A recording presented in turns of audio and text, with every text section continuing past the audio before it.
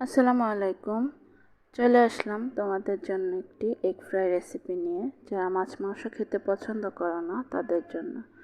এখানে যা যা উপকরণ লাগবে সবকটা নিয়ে নিলাম।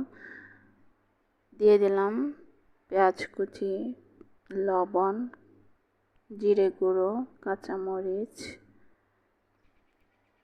হলুদ গুঁড়ো, মরিচ গুঁড়ো, টমেটো, ধনেপাতা,